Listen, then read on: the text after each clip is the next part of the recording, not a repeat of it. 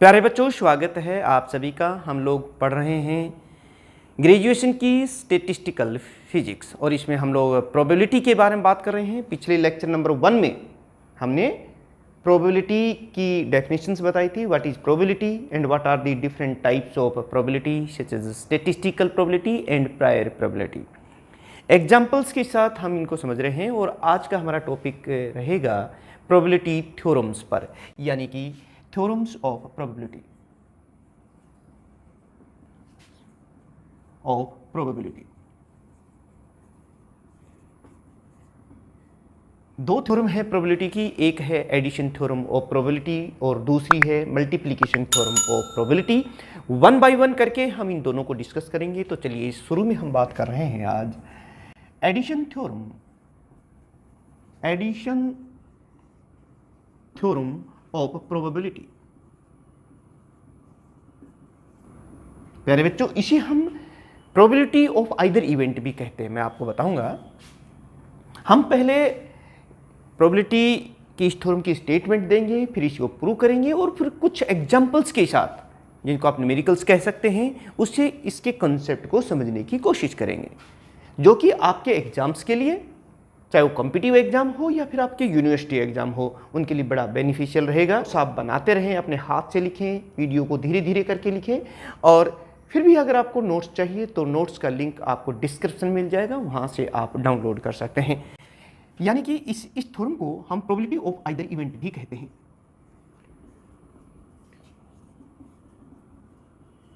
Either event. देखिए, हम इसकी पहले स्टेटमेंट देते हैं।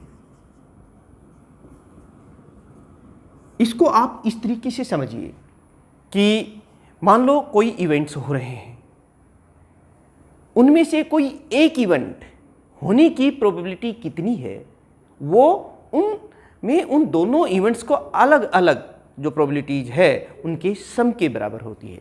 यानी कि दे सकते हैं probability occurrence of either event is equal to the sum of probability of each event। यानी कि अगर हम बात करें कि लेट इसको PR is the probability of occurrence of R event, इसको आप लिख सकते हैं of occurrence R event, और PS जो है ये है probability of occurrence of S event।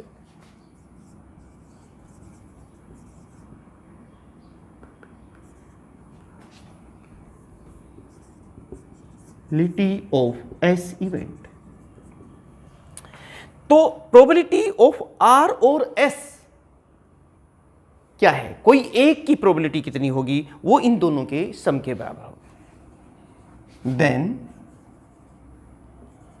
Probability of occurrence, ये देखिए, occurrence of either of them, मतलब चाहे R इवेंट या S, इनमें से कोई एक इवेंट होने की प्रोबेबिलिटी क्या होगी, वो एडिशन थ्योरम ऑफ प्रोबेबिलिटी से निकालेंगे। यानी कि P equal to PR plus PS।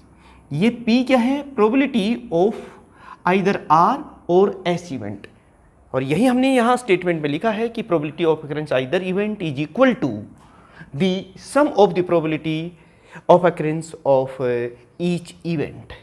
अब प्यारे बच्चों, हम इसे प्रूव करेंगे।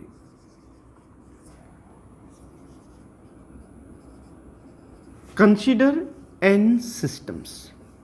देखिए, इसको प्रूव करने के लिए हमने एक n सिस्टम्स मान लिए, और उन n सिस्टम्स में से भी हम ये सपोज कर लेते हैं कि ये जो NR जो है सिस्टम्स सोज, NR सिस्टम्स, उनमें से जो टोटल n सिस्टम्स हैं, कोई भी हो सकता है। जैसे हम एक बैग में बॉल्स ले लेंगे, ब्लैक या फिर वाइट, रेड है, तो इस तरीके से उसमें कितनी बॉल्स हैं वो, यानी कि n सिस्टम्स हमने ले लिया। N R system shows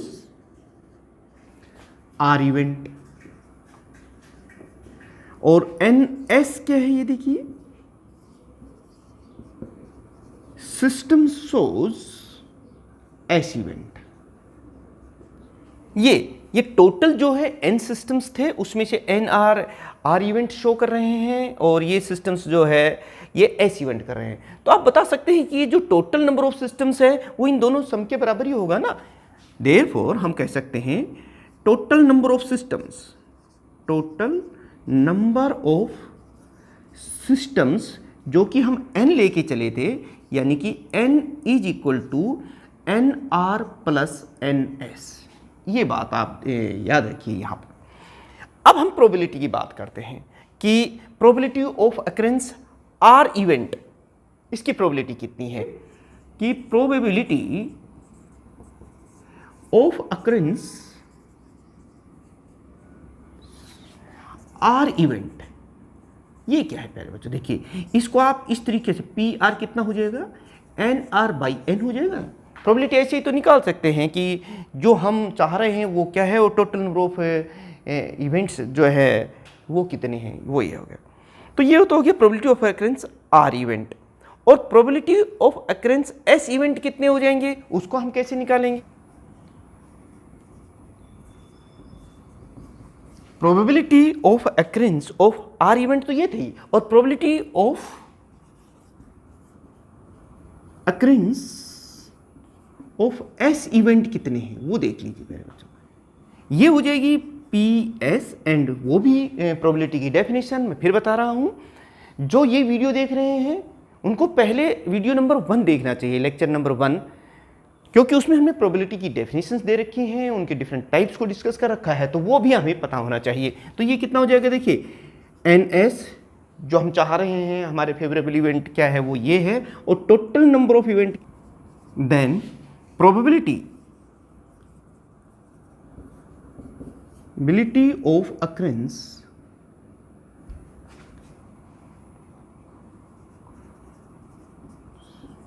of either event, इनमें से कोई एक इवेंट होने की प्रोबेबिलिटी कितनी है प्यारे बच्चों, वो देखिए वो हम निकालेंगे। दोनों में कुल, भाई इसमें तो ये इवेंट भी हैं और ये भी, तो टोटल नंबर ऑफ इवेंट्स कुछ भी हो सकता है, तो उसमें हम लिख देंगे N R plus N S, और टोटल नंबर ऑफ इवेंट्स कितने हैं, एन।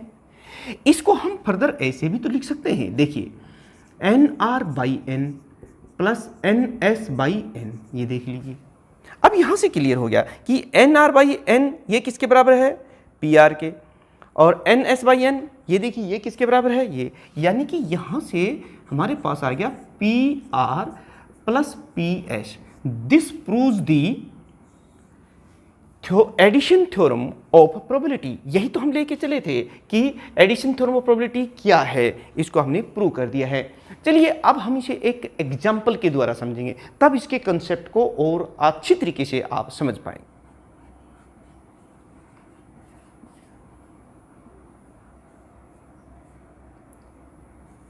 देखिए इस थ्योरम को, एडिशन थ्योरम को समझने के लिए इस एग्जाम्पल को कर लेते हैं। एक तरह से ये न्यूमेरिकल है।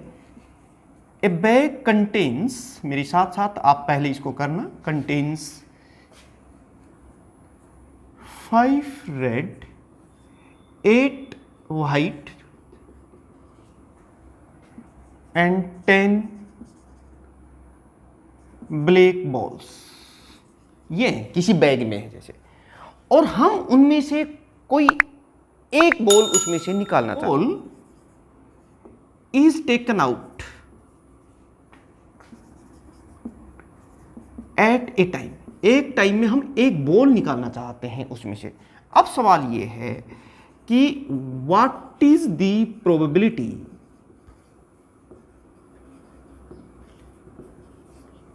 That the ball is white और ब्लैक, कुछ भी इस तरह से आपसे पूछ सकते हैं। अब आपको इसका समाधान जो है सॉल्यूशन करना है। और वो भी यहाँ पर क्योंकि कोई एक इवेंट होना है भाई, चाहे ब्लैक बॉल निकले चाहे व्हाइट, अगर इस तरह की जब बात आए किसी भी क्वेश्चन में कोई आइदर इवेंट होना की प्रोबेबिलिटी क्या है, तो वहाँ हम एडिशन थ्योरम ऑफ प्रोबेबिलिटी लगाते हैं। ये आपको याद रखना, क्योंकि नेक्स्ट जो हमारा वीडियो रहेगा उसमें हम मल्टीप्लिकेशन थ्योरम की भी बात करेंगे। तो अब देखिए, पहले तो ये देखिए कि कुल कितनी बॉल्स हैं, 5, 8 and 10। Total number of balls कितनी है? टोटल नंबर ऑफ बॉल्स कितनी है ये? दीज आर 5 + 8 + 10, कुल कितनी होगी? 23 ये होगी। अब मान लो उस बैग में से हम व्हाइट बॉल निकाल रहे हैं, तो व्हाइट बॉल्स की प्रोबेबिलिटी कितनी? उसमें तो 23 बॉल्स हैं और हम आंख बंद करके उसमें से एक बॉल निकाल रहे हैं और वो भी व्हाइट आए, तो उसकी प्रोबेबिलिटी कितनी है? यानी कि प्रोबेबिलिटी ऑफ व्हाइट बॉल,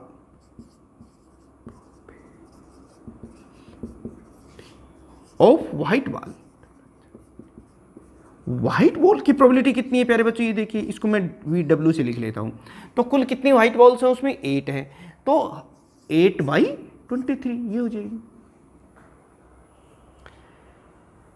दूसरी ब्लैक बॉल की, यानी कि व्हाइट बॉल की आने की जो प्रोबेबिलिटी है, जो संभावना है, वो तो इतनी है। और ब्लैक बॉल आने की प्रोबेबिलिटी कितनी है अलग से, अगर खाली हम ब्लैक बॉल की बात करें तो उसकी प्रोबेबिलिटी कितनी है वो देख लेते हैं। प्रोबेबिलिटी ऑफ ब्लैक बॉल, प्यारे बच्चों बता सकते हैं वो ब्लैक बॉल की प्रोबेबिलिटी कितनी है? मैं इसको PB से लिख देता हूं। अब ब्लैक बॉल देखिए, ब्लैक बॉल कितनी है? 10 है, तो इसको हम कैसे लिखेंगे? 10/23 ये हो गया। अब सवाल ये है कि हम चाहते थे कि भाई व्हाइट बॉल आए उस बैग में से जिसमें 5 रेड है, 8 व्हाइट है और 10 ब्लैक है, तो उसकी आइदर इवेंट, उस व्हाइट बॉल की प्रोबेबिलिटी तो 8/23 है और ब्लैक बॉल आए उसमें से उसकी प्रोबेबिलिटी कितनी है? 10/23 है। लेकिन हम चाहते हैं कि जब हम आंख बंद करके उसमें से निकालें तो या व्हाइट आए या फिर ब्लैक आए, कोई भी आए, इन दोनों में से कोई एक ब्लैक आ जाए, उसकी प्रोबेबिलिटी कितनी है? समझ गए ना? Either event. उसके लिए हम एडिशन थ्योरम लगाएंगे, एडिशन थ्योरम ऑफ प्रोबेबिलिटी, यानी कि प्रोबेबिलिटी ऑफ आइदर व्हाइट और ब्लैक क्या हो जाएगी वो देखिए। प्रोबेबिलिटी ऑफ आइदर व्हाइट और ब्लैक।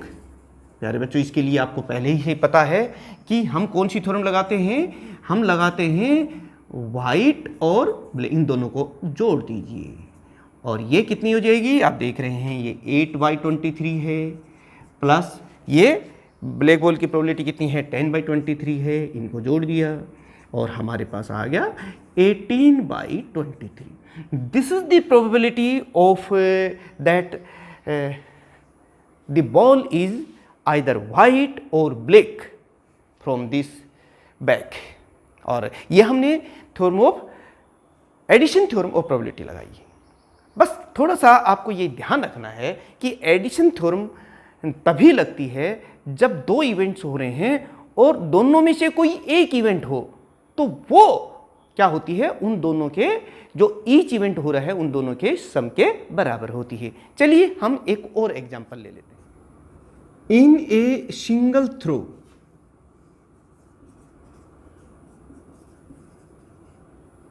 ऑफ 2 डाइस, आप लूडो खेलते हैं तो उसमें डाइस को थ्रो करते हैं, तो उसमें 2 डाइस ली और उसको हमने थ्रो किया, डाइस एक बार में दोनों को एक साथ लेकर के। अब आपको बताना है व्हाट इज द प्रोबेबिलिटी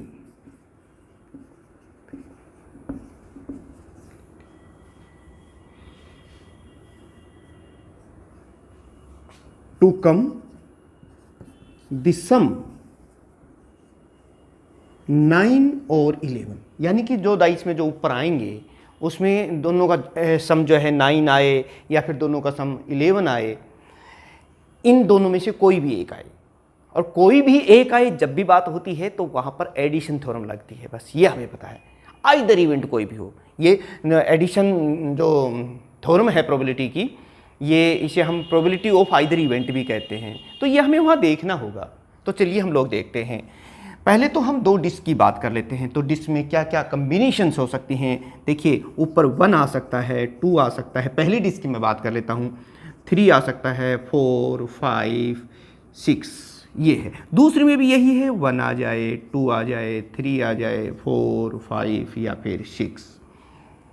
तो यहाँ पर टोटल नंबर ऑफ केसेस कितने हो सकते हैं भाई? 1 1 आ जाए, 1 2 आ जाए, 1 3 आ जाए, 1 4 आ जाए, 1 5 आ जाए। इस तरह से आप देखेंगे कि जो टोटल नंबर ऑफ केसेस आ सकते हैं सम के केसेस में वो कितने हैं। यानी कि टोटल नंबर ऑफ केसेस वो हमें पहले पता चल जाए कितने हैं। ये होंगे 36 होंगे ना, 6 6 या 36 ऐसे, ये तो केसेस हैं।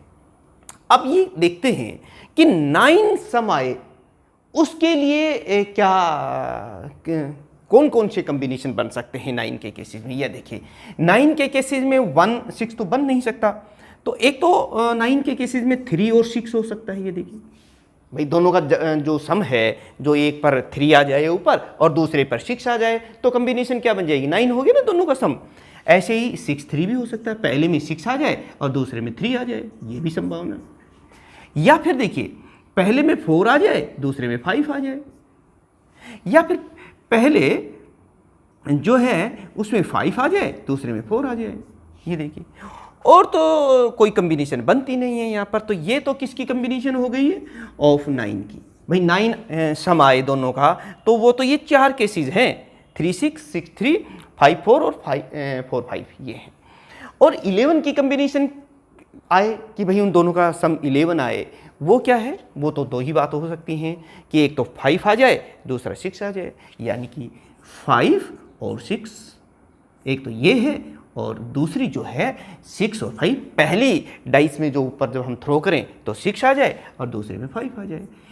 तो इसके जो टोटल नंबर ऑफ केसेस तो ये 11 के हैं। ये तो दो ही हैं। देखिए अब हम बाद में बात करेंगे कि दोनों में से कोई एक। पहले हम ये देखें कि सम 9 आए, इसकी प्रोबेबिलिटी कितनी है। टोटल नंबर ऑफ केसेस तो कितने हैं, 36 हैं, और 9 आने की प्रोबेबिलिटी, उन 36 केसेस में से सिर्फ 4 ऐसे कॉम्बिनेशन बन रहे हैं जो 9 सम शो करते हैं। तो 9 की प्रोबेबिलिटी कितनी है, देयरफॉर प्रोबेबिलिटी ऑफ सम 9 कितनी है, ये हो जाएगी 36 में से कितने हैं, 4, 1 2 3 4। तो आप इसको लिखेंगे 4/36। और प्रोबेबिलिटी ऑफ 11 आने की संभावना कितनी है वो आप देख सकते हैं। यानी कि प्रोबेबिलिटी ऑफ 11 कितनी है वो देख लीजिए। इन 36 में से सिर्फ 2 ही कॉम्बिनेशन ऐसी बनती हैं जिनका सम जो है 11 आता है। यानी कि ये जो प्रोबेबिलिटी है ये होगी 2/36। लेकिन अब हम बात कर रहे हैं कि भाई नहीं, चाहे 9 आए चाहे 11, कोई आ जाए, कोई एक कॉम्बिनेशन बने, यही हमारा क्वेश्चन कह रहा है यहाँ पर। तो उसके लिए आप समझ गए होंगे कि आइदर 9 सम आ जाए या फिर 11 आ जाए। इसके लिए हम थ्योरम ऑफ ये देखिए एडिशन जो है या एडिशन थ्योरम ऑफ प्रोबेबिलिटी हम यूज करेंगे। या मैं यही कह रहा हूं, प्रोबेबिलिटी ऑफ 9 और 11, समझ गए ना, कोई एक, आइदर ऑफ देम।